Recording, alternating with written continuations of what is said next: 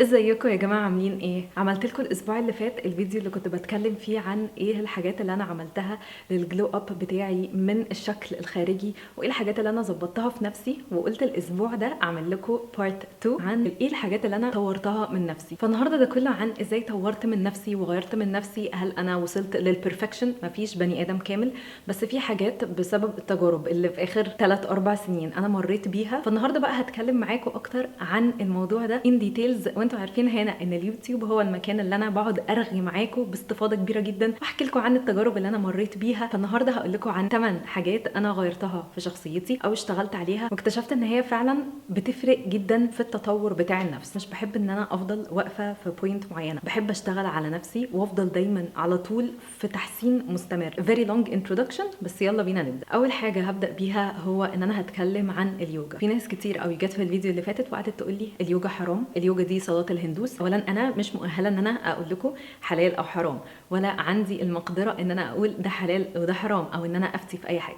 بس ممكن نسال اصحاب العلم، ما نسالش الاء. انا بتكلم عن اليوجا الرياضه اللي هي تجربتي الشخصيه. هل دلوقتي ان انا بعمل اليوجا ده هو ان انا بصلي صلاه الهندوس؟ لا، انا بعمل اليوجا دي مفيش اي رياضه تانية بتقدم اللي اليوجا بتقدمه. ايه الحاجات اللي اليوجا بقى بتقدمها؟ اول حاجه فلكسبيليتي ولياقه بدنيه رهيبه، بتساعد على الفلكسبيليتي ومرونه الجسم بشكل كبير جدا. وتاني حاجه بقى، وهنا اهم حاجه، الحته النفسيه اللي انا بتكلم عليها. اليوجا ساعدتني جدا جدا جدا في تنظيم النفس. ما كنتش اعرف اصلا ان دي حاجه، ولكن ان انا انظم نفسي اليوجا هي اللي عرفتني اصلا بالحته دي كلها. وتاني حاجه الهدوء. كنت بسمع ناس كتير قوي بتتكلم عن الحته دي، وان اليوجا ساعدتهم ان هم يكونوا شخصيه اهدى وان هم يهدوا.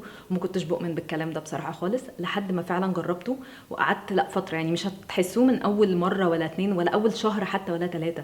انا دلوقتي بقالي سنتين بتمرن يوجا، واقدر فعلا اقول ان اليوجا خلتني شخص اهدى، خلتني شخص بريزنت. يعني ايه؟ لما الواحد بيدخل تمرينة اليوجا كنت دايما دماغي بتبقى بتفكر عادي في كل حاجه حواليا وفي المشاكل اللي عندي وفي اليوم كنت بعمل فيه ايه وايه الحاجات اللي انا عايزه اعملها بعد ما اخلص التمرين. بس تمرينة اليوجا مع الوقت ومع التعود بتجبر الواحد ان هو يكون بريزنت في اللحظه. انا كل تركيزي دلوقتي، انا دلوقتي بتمرن يوجا، كل تركيزي اللي موجود هو ان انا مركزه مع تمرينة اليوجا وبس. مركزه ان انا ازاي احسن نفسي عن التمرينه اللي فاتت، مركزه ان انا ازاي اكون شخص احسن بشكل عام مش بس في التمرين. بصوا، تمرينة اليوجا انا مهما هتكلم عنها الواحد مش بيحسها غير لما فعلا يتمرنها. هل ده معناه ان اي حد هيتمرن يوجا هيحس بالكلام اللي انا بقوله ده؟ ابدا. ممكن حد اصلا يجي يطلع يقول لي احنا بنحس ده لما بنجري. هنا بقى هنيجي لنقطه ان انتوا لازم تكونوا عارفين كل واحد بيحب ايه وما بيحبش ايه في حته الرياضه، وايه الرياضه اللي بتوصلكم للليفل اللي انا بتكلم فيه ده. هتعرفوا ده ازاي؟ هتعرفوا ده عن تجربه، وتجربه كل حاجه. في فتره من فترات حياتي الجيم كان بيقدم لي ده، ودلوقتي الجري بيقدم لي ده، واليوجا بتقدم لي ده. هل كمان سنه ممكن تكون اليوجا تفضل بتقدم لي نفس الحاجه؟ لا خالص. بس عشان هنا انا بقول لكم كل واحد يشوف ويجرب تمارين كتير. في ناس تحب البيلاتس، انا مش بحبها خالص. كل واحد يتمرن ويشوف ويجرب حاجات كتير لحد ما في الاخر هيحس نفسه ان هو لا، انا الحته دي انا حباها، لا الحته دي انا مبسوطه فيها. فهنا انا اليوجا هدتني نفسيا بشكل كبير جدا. تاني بوينت دي بقى الحاجات الجد قوي، هو ان انا بقيت بستسلم للامر الواقع. انا عامه من النوع اللي سخنه جدا، واي ثينك ده حتى بيبان في الفيديوز بتاعتي وانا بتكلم وكده، وممكن كل حواسي استخدمها. فانا كنت دايما احاول لما اتحط في امر واقع ان انا هحاول اغيره على قد ما اقدر، اللي هو زي ما الاجانب بيقولوا انت بتحاولي ان انت تبوشت. يعني مثلا خسرت صديق، حاولتي مره واثنين وثلاثه، ما احنا برضه مش هينفع ان احنا نستسلم للامر الواقع اللي هو يعني ايه، خلاص هنرمي الناس، او لا خلاص ما هو ربنا عايز كده فانا هسيب الموضوع.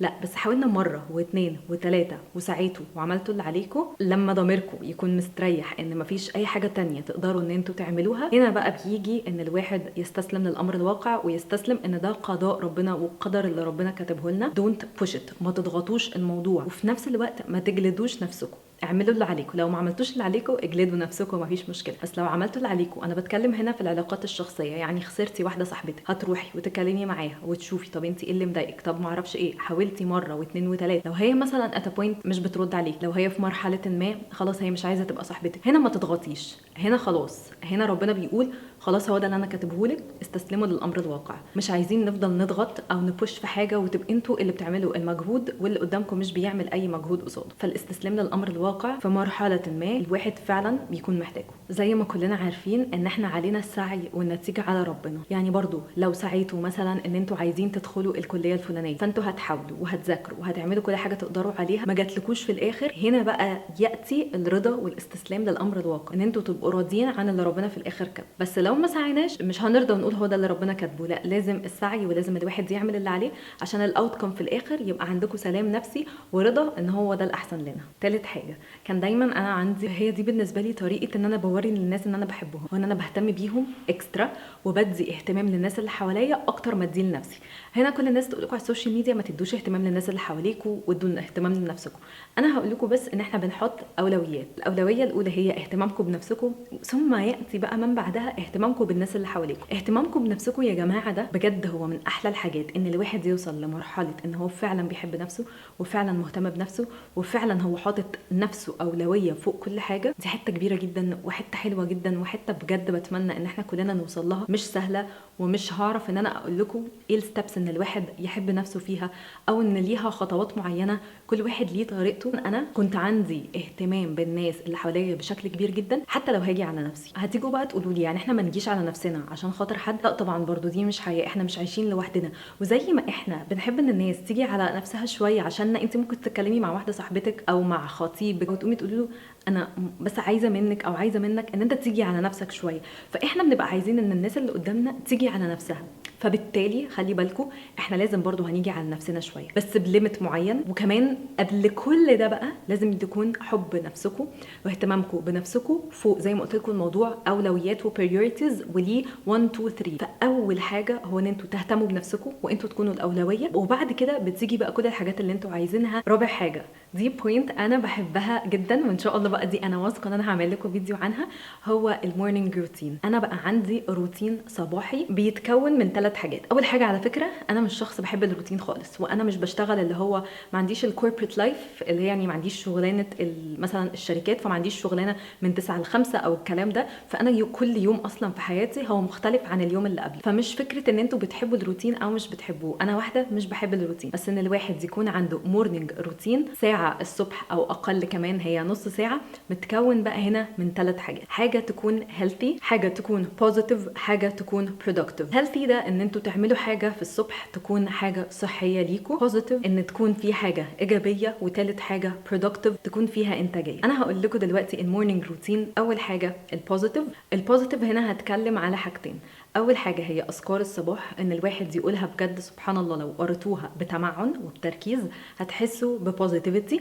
وكمان في حته البوزيتيف دي انا بحب ان انا الشمس، انا مدمنه شمس، فبجد اول ما هتلاقوا في شمس هتلاقوني طلعت البلكونه لمده حتى دقيقتين تاخدوا شمس، تاخدوا سان لايت. دي يا جماعه بالنسبه لي بتديني بوزيتيفيتي. بعمل كوبايه القهوه واطلع اشربها في الشمس، بس بتفرق في يومي والله العظيم 180 درجه. مش كلام بس مجرد ثيوريتيكال ولا كلام بطلع اقوله على السوشيال ميديا، بس دي فعلا حاجه في المورنينج روتين بتاعي دلوقتي، مش في الصيف هيبقى ليه حاجه تانية، عشان انا مش عايزه اتحرق برضو، انا بتكلم دلوقتي. فهنا احنا كده عملت اول بوينت اللي هي البوزيتيف. دي الحاجه اللي بتحسسني ان انا بوزيتيف وبتحسسني بايجابيه في يومي وبتخليني ابدا يومي بايجابيه من غير نكد او قرف او حاسه ان انا متعكننه. انا قلت البوزيتيف الاول، بس هنرجع دلوقتي بقى ونتكلم عن الهيلثي. الهيلثي هو ان انا بالنسبه لي برضو حاجتين.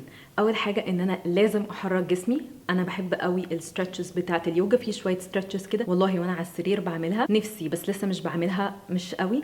ان انا اول ما اصحى ما امسكش الموبايل ولا اسكرول في الموبايل. بصوا ودي بقى بتفرق فرقه رهيبه، يعني لو عملتوها يوم هتحسوا ان الموضوع تحفه. بس الموبايل بالنسبه لنا للاسف هو ادمان. لو حد يقدر يقوم من على السرير دايركتلي من غير ما يسكرول داون في الموبايل، دي احلى هيلثي هابت ممكن بجد تعمله. فان الواحد ما يمسكش الموبايل اول ما يصحى دي حاجه هيلثي. تاني حاجه ان الواحد يعمل ستريتشز لو قادرين ان انتوا عندكم الوقت او في وقت ان انتوا تتمرنوا. انا اليوم اللي بتمرن فيه الصبح ده نزلت اجري مع كايرو رانرز، اللي متابعني على انستجرام وتيك توك هتلاقوهم عارفين. لو مثلا برضو عندي تمرينه الصبح ده بقى هيلثي، ده عارفين اللي هو البيك. بس احنا برضو مش هنتكلم ان مش لازم كل حاجه تكون البيك او الاوبتيمم او احسن حاجه، لا انا بتكلم حتى لو حاجات بسيطه من البيت قبل ما الواحد ينزل الشغل بتاعه. فلو الواحد يقدر يعمل ستريتشز او يتمرن. وثالث حاجه اكسترا ان الواحد يكون يهاف ا هيلثي بريكفاست. لازم تفطروا فطار يكون فطار محترم. ارجوكم يا جماعه ما حدش يصحى الصبح يشرب كوبايه قهوه على معده فاضيه ويقوم ياخد بعضه وينزل الشغل، لا الفطار محترم. وبلاش برضو فطار يعني عارفين اللي هو ايه، خلوا الفطار دي هي الوجبه الوجبه الصحيه اللي في يومكم. لو انتوا مش قادرين ان انتوا تمنتين لايف ستايل يكون صحي بشكل عام يعني على مدار يومكم، تفطروا فطار كده حلو ومحترم عشان يسدكوا على بقيه اليوم. ثالث حاجه في البوينتس دي بقى هي البرودكتيف، او ايه الحاجه اللي بتحسسكم بانتاجيه. في ناس بتحب تصحى الصبح، انا بالنسبه لي اصلا هتلاقوا كل الفيديوز بتاعتي متصوره زي ما انتم شايفين في الشمس، فده برودكتيف، انا انجزت حاجه اول لما صحيت. او تاني حاجه ممكن اجمع ان انا بشرب القهوه في الشمس وبسمع بودكاست. البودكاست دي بوينت اصلا هنتكلم عنها دلوقتي، بس من احلى الحاجات اللي انا بعملها، وبتديني تجارب من ناس مختلفه، هي او سواء فيديو لليوتيوب. جماعه it can be very simple ان انتوا تفتحوا فيديو على اليوتيوب. يعني انتوا الفيديو اللي انتوا بتتفرجوا عليه دلوقتي ده، حتى لو انتوا ما عملتوش كل البوينتس اللي فيه، وبرده خلينا واقعيين، ما حدش هيعمل 1 2 3 وهيمشي عليه، مش هتصحوا الصبح بكره بتعملوا الكلام ده كله، بس على الاقل انتوا سمعتوا حاجه مفيده فموجوده in the back of your mind، اتفرجتوا على فيديو مفيد فهتفضل موجوده في دماغكم كده من ورا، لما هتمروا بموقف هتفتكروا الكلام ده، فممكن ساعتها اللي هو الموقف اجبركم ان انتوا تطبقوا الكلام اللي انا بقوله. فهنا احنا كده عملنا المورنينج روتين متكون من 3 حاجات: healthy positive productive. نيجي بقى للنقطه اللي بعدها اللي هي البودكاست. انا بستخدمها، موجوده على فكره، بتكون على انغامي، موجوده على سبوتيفاي، موجوده على ابل بودكاست، هو ابلكيشن بتاع ابل. ميزه البودكاست بالنسبه لي عن اليوتيوب هو ان اليوتيوب محتاج فيجوال اكتر، بس البودكاست انا بشغله في ودني، ممكن اكون بشتغل بعمل اي حاجه ثانيه، يعني ساعات وانا بنظف مثلا الاوضه بتاعتي تلاقوني حتى الايربودز او مشغلاه، ممكن وانا قاعده في العياده برضو اشغله واحط الايربودز في ودني واقعد اسمع الكلام اللي بيتقال. حاسه ان احنا بجد في زمن ان كل واحد بيقول خبرته، سواء انتوا على فكره مع او ضد، بس ان احنا نسمع خبرات مختلفه. انا دايما عندي فكره او عندي اقتناع ان انا لو انا النهارده ممكن ادي خبرتي لحد فهو يبدا من حيث انا انتهيت، ليه هو لازم يمر المسافه دي كلها ويبدا من الاول خالص؟ طب ما انا بشارك خبرتي والناس بتشارك خبرتها، فانا بستفيد والناس بتستفيد. فانا بالنسبه لي البودكاست من اكتر الحاجات اللي بجد غيرت كتير جدا في حياتي، وغيرت كتير جدا في فكري، وبتديني موتيفيشن رهيب. في انواع من البودكاست، اقعدوا دوروا على البودكاست اللي بالنسبه لكم هي بتفيدكم. هنا بقى تيجي ان انتوا تستخدموا السوشيال ميديا كسيرش انجن. انتوا مثلا عايزين تعرفوا ازاي ازود ثقتي في نفسي، اكتبوا بس كونفيدنس على يوتيوب ولا في البودكاست عامه، هيطلع لكم فيديوز كتير جدا عن الثقه بالنفس، من ناحيه بقى ممكن السايكولوجي بتاع الثقه بالنفس، فيديو بالحب كده زي اللي انا بعمله، اللي هو ازاي ان الواحد يزود ثقته بنفسه، او حد كان عنده اكسبيرينس بيتكلم عن البيرسونال اكسبيرينس بتاعته ان هو كان عنده زيرو ثقه بالنفس، ودلوقتي ممكن تشوفوا ان هو اكتر انسان عنده كونفيدنس وعنده كاريزما بنت لذينه. فهتلاقوا انواع فيديوز مختلفه، شوفوا بقى ايه اكتر حاجه انتوا بتحبوها وبتستفيدوا منها واسمعوها وانتوا في المواصلات رايحين الشغل او الجامعه الصبح. سادس حاجه، حاسه ان الفيديو طويل قوي، بس بجد محتاجه اقول لكم كل النقط اللي انا بتكلم فيها باستفاضه وبكلام كتير. ما تهتموش بالناس بتقول عليكم ايه. لو احنا فضلنا نهتم، انا واحده على فكره بهتم جدا بالناس هتقول عليا ايه، هتقول على شكلي ايه، هتقول ايه الفيديوز اللي هي بتعملها دي. كنت دايما افكر هي الناس اللي معايا في المدرسه هتقول ايه لما بعمل الفيديوز دي. لما دخلت الجامعه، هم الناس اللي معايا بقى في الجامعه هيقولوا لا دي she's trying so hard بقى، هي عايزه تبقى كونتنت كريتور وهي ما تفهمش حاجه. بيفرق لي كلام الناس بشكل كبير جدا. حتى بعد لما بقيت دكتوره، انا بحس ان الناس هتقول لي هي دي دكتوره اصلا، هي دي فاكره نفسها دكتوره، دي لسه عيله صغيره. فانا دايما واحده كان بيفرق لي كلام الناس جدا، لحد ما حسيت في الاخر مش بيوديني في اي حته. دي حاجه. تاني حاجه، مهما هتعملوا يا جماعه في ناس هتتكلم، ايا كان الحاجه اللي انتوا هتعملوها في ناس هتتكلم، فليه ما نعملش بقى الحاجه اللي احنا بنحبها وفي الاخر الناس تتكلم؟ هم حرين على فكره. لما فعلا الواحد بيفكر فيها، هي المشكله عندهم مش عندكم انتوا. اللي عايز يفكر براحته، انت مش هتضرني في حاجه، فكروا مع نفسك. واقول لكم بقى بجد حاجه دي عن تجربه فعلا، لما في الاخر ربنا بيكرمكم وبتوصلوا لحته، اول ناس بتشجعكم وبتقول بجد برافو هي كانت الناس اصلا اللي بتتكلم عليكم وبتقول ايه ده، هم فاكرين ان هم هيوصلوا في حته، ايه ده هم ايه اللي هم بيعملوه دول. بجد ما تهتموش خالص بكلام الناس اللي حواليكم، الموضوع مش سهل ومش هيجي في يوم وليله. وهل اقدر ان انا اقول دلوقتي ان ما بيفرقليش خالص؟ لا اكيد، برضو لما بلاقي حد بيقول حاجه ممكن اكون بتاثر، بس اتس ا جيرني. كل الحاجات اللي انا بقولها لكم دي هي عامه جيرني، ومش هيتوصل لها في يوم وليله، هي هنفضل هتعدوا يوم فوق يوم تحت لحد ما في الاخر هتوصلوا لحته حلوه. سابع حاجه ما كنتش اتخيل ابدا ان انا اطلع اقولها في يوم من الايام، بس يا جماعه اللي متابعني من زمان عارف ان انا كنت يعني عندي طول حياتي الجروبس بتاعه الجامعه، الجروبس بتاعه المدرسه، الشله دي، وكنت بتبسط بده جدا، وكنت خروجاتنا كلها شلل. مش عارفه اجيبها لكم ازاي، بس الموضوع ده مش هيدوم، ولو دام حظكم حلو، بس لو ما دامش ما تزعلوش. فعلا فعلا فعلا الصحاب يا جماعه، الكلام اللي اهالينا كان كله بيقول طلع صح. الصحاب مش بالكتره ومش بالعدد، والصحاب مش ان انتوا يبقوا حواليكم مليون حد، لا، لو انتوا عندكم 1 أو 2 بس صحابكم كافيه جدا جدا جدا فوق ما انتوا تتخيلوا. عارفين ان انتوا في انواع صحاب ممكن يبقى اللي هو اسمهم صحاب الخروجه، في الاخر تكتشفوا ان انتوا لما تتضايقوا ان ما فيش حد منهم هيقف جنبكم. ليه؟ عشان هم عايزينكم فور فن وللهزار وللضحك والكلام ده كله، بس ما عندكوش الصديق الحقيقي. ساعتها بجد انتوا هتحسوا انا مش عايز صحاب، دول مش صحاب، دول فيك فريندز. هم مش فيك فريندز، هم موجودين هنا فور ا ريزن، في سبب ما هم موجودين عشانه، لو ان احنا بننزل ونخرج ونتبسط مع بعض. بس ان انتوا بقى بنتكلم عن الاصحاب الحقيقيين، ان الواحد يكون عنده 1 أو 2 بس قريبين فعلا في محنته وفعلا في المشاكل اللي هو بيمر بيها، يعرف يلجأ لهم ويكونوا موجودين حواليكوا. الحته دي احسن بكتير من الصحاب الكتير. يعني الحته دي معلش بتدوس عليا جامد قوي. فخليكوا دايما بتنتقوا الصحاب بالكواليتي مش بالكوانتيتي، بالقيمه بتاعتهم مش بعددهم. تامن حاجه، بقالي نص ساعه بتكلم 27 دقيقه في الكاميرا، فحاسه ان انا رغيت كتير جدا، بس اخر نقطه هي فيكت till you make it. اي حاجه عايزين توصلوا لها، اللي هو معناها بالعربي اصطنع حتى توصل. ان انتوا يا جماعه اصطنعوا اي حاجه. حاسين ان انتوا ما عندكوش ثقه في نفسكم، اصطنعوا ان انتوا عندكم ثقه في نفسكم، لحد ما في الاخر انتوا هيبقى فعلا عندكم ثقه في نفسكم، وهتتعودوا على الشكل ده. اي حاجه بجد عايزين توصلوا لها، عارفين هقول لكم حاجه، فكره till you make it. حتى لو انتوا عندكم مثلا 10 فولورز وانتوا عايزين تبقوا بقى من الناس اللي هو الكونتنت كرييترز الجامدين اللي عندهم فوق الملايين، فكره till you make it اكت ان انتوا بتكلموا ال10 فولورز اللي عندكم كانكم بتكلموا مليون فولور. فيك till you make it في كل حاجه. فيك ان انت عندك كاريزما لحد ما هتوصلي في يوم من الايام ان انت فعلا يكون عندك كاريزما. فيك till you make it. عارفين اكبر حاجه تخليكم تفيك till you make it هي ايه؟ ان محدش بيبقى عارف ان انتوا بتفيك. لما الناس اللي قدامكم بتشوف، هي هتيجي تقول جماعه دي واحده فعلا عندها ثقه في نفسها جدا. هم مش عارفين، هم ما دخلوش جواكي، هم مش عارفين انت فعلا عندك ثقه في نفسك ولا لا. فبجد فيك till you make it هي من احلى النصايح. ممكن حد يجي يقول ايه، لا دي بجد عندها ثقه في نفسها بشكل كبير جدا، محدش عارف ان انا اصلا من جوايا ببقى باغلي. بجد انا بقول لكم انتوا هنا الكلام ده، محدش عارف ان انا ببقى من جوايا متوتره وقلقانه وخايفه والناس هتقول عليا ايه. بس في الاخر انا بفيك لحد ما ان شاء الله في يوم من الايام اوصل ان انا اميك. بس كده الفيديو بتاع النهارده خلص. اتكلمت معاكم كتير جدا في نقاط كتير جدا، بس انا بحب ان انا اعمل الكبسوله في فيديو واحد. وزي ما قلت لكم برده اي بوينت معينه عايزين ان انا اتكلم عنها اكتبوها لي، وانا ان شاء الله هعمل فيديو باستفاضه جامده جدا عنها.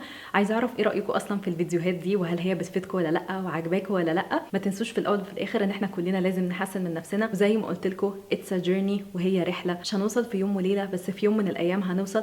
وعلى فكره الرحله احلى من نقطه الوصول، ان احنا في يوم نبقى فوق، يوم نبقى تحت، يوم هنقع، يوم هنقوم. كل ده في الاخر هو اللي بيكون شخصيتنا، وهو اللي بيشكلنا وبيخلينا نوصل لحته حلوه، ويخلي ان انتوا شخصيتكم كده ليها تقل. يا رب الفيديو يكون عجبكم، وان شاء الله بقى اشوفكم في الفيديو اللي جاي.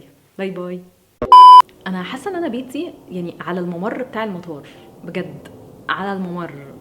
كل طياره طالعه وطياره نازله جوه الفيديو، يعني مش فاهمه. مش بقول لكم بجد قاعده في الممر. stay positive.